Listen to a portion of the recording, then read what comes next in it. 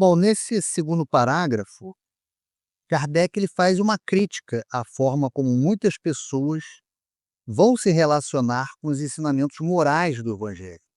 Embora a moral evangélica seja amplamente admirada, Kardec argumenta que poucos são os que compreendem de fato e colocam em prática seus ensinamentos.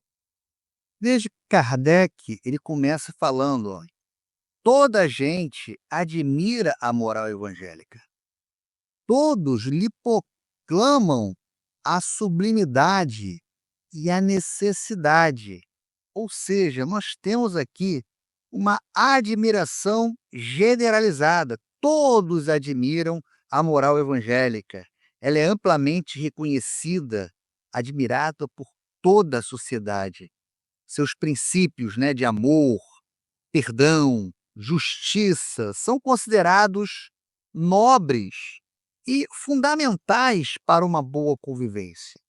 Porém, ele fala aqui, ó, muitos, porém, assim se pronunciam por fé. Muitas pessoas justificam suas ações ou crenças simplesmente afirmando que, está escrito na Bíblia. A Bíblia falou, a Bíblia, se está lá é porque está certo. Essa frase é utilizada como uma autoridade indiscutível, sem que haja uma análise mais aprofundada dos textos bíblicos.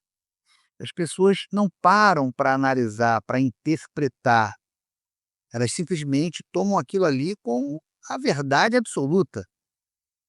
E aí continua.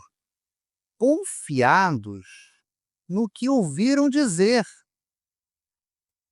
Quantas vezes a gente escuta frases do tipo: meus pais sempre me ensinaram isso.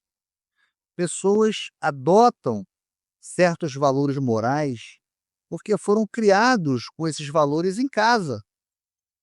A autoridade dos pais é considerada absoluta e não é questionada. É o que ele fala aqui, ó, confiados no que ouviram dizer. E ele termina, ou firmados em certas máximas que se tornaram proverbiais. Vou dar alguns exemplos, né, de repente nem tão ligados ao evangelho, mas quem é que nunca ouviu o provérbio: "O amor vence tudo"? Então, nesse provérbio, né, que é citado como uma verdade universal, sem que se considere as complexidades do amor e as situações em que ela pode não ser suficiente. Outra, os fins justificam os meios, né? Nessa máxima, embora não seja especificamente evangélica, é um exemplo de como as pessoas podem se apegar a frases de efeito sem questionar suas implicações morais. Em resumo, apesar da admiração, muitas pessoas que professam seus valores o fazem de maneira superficial, simplesmente baseado numa crença transmitida ou em máximas populares. Ou seja, a compreensão da moral evangélica muitas vezes não está baseada em um estudo profundo dos textos sagrados ou em uma reflexão pessoal sobre os seus significados. Muitas pessoas simplesmente repetem frases e conceitos sem de fato internalizá-los e, mais importante, aplicá-los dentro da sua vida. E ele continua logo abaixo. Poucos, no entanto, a conhecem a fundo. Ou seja, essa parte indica que, apesar da ampla admiração pela moral evangélica, a maioria das pessoas não se dedica a um estudo aprofundado dos textos sagrados. Eles podem até conhecer alguns princípios básicos, mas não têm uma visão completa, uma visão detalhada dos ensinamentos. E menos ainda são os que a compreendem. Ou seja, além de conhecer os ensinamentos, é necessário compreendê-los de forma profunda.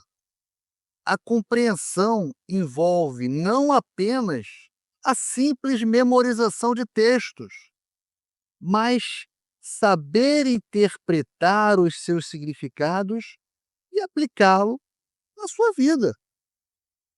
Essa é a parte mais importante, a aplicação desses ensinamentos dentro da nossa vida, dentro do nosso cotidiano. Eles sabem deduzir as consequências. Ou seja, Kardec está chamando a atenção que é importante entender as implicações práticas dos ensinamentos do evangélico e como eles podem guiar nossas ações e as nossas decisões. Ele está enfatizando a importância de não apenas conhecer e compreender os ensinamentos, mas também de ser capaz de aplicar esses ensinamentos a situações concretas da nossa vida. E aí Kardec mete o dedo na ferida. Ele fala: a forma alegórica e o intencional misticismo da linguagem. O que ele está querendo dizer com isso?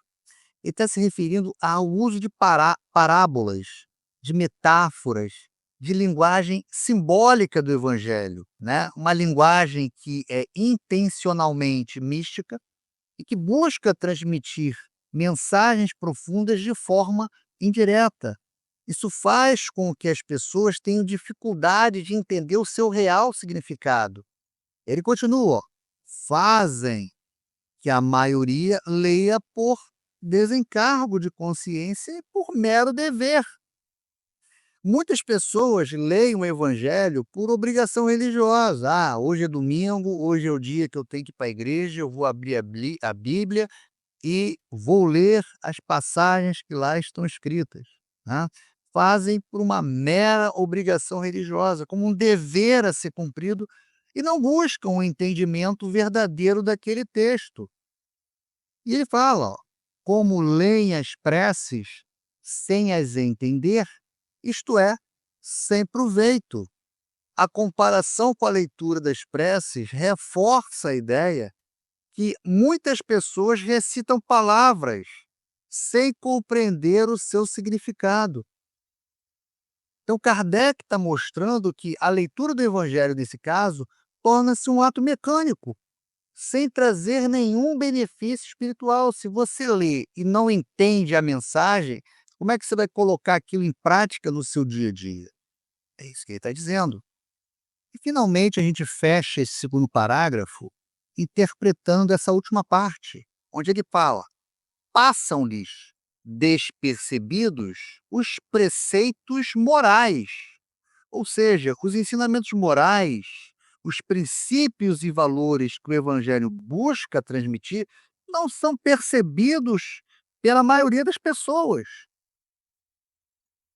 Aí ele fala, ó, disseminados aqui e ali, intercalados na massa das narrativas, ou seja, os ensinamentos morais não estão apresentados de forma direta e organizada, mas elas estão dispersos por todo o texto bíblico, misturado às histórias e narrativas. Ou seja, ele mostra que a maneira como esses preceitos morais eles estão presentes na Bíblia de uma maneira meio que misturado, meio que embolado, as pessoas não conseguem concatenar e organizar as ideias desses preceitos morais. E ele fala aqui, ó, impossível, então, apanhar-lhes o conjunto e tomá-los para um objetivo de leitura e meditações especiais. Ou seja, devido como a forma que os ensinamentos morais estão dispersos, é difícil para as pessoas reunir todos esses ensinamentos em um único lugar e dedicar um tempo específico para estudar e refletir sobre esses conceitos.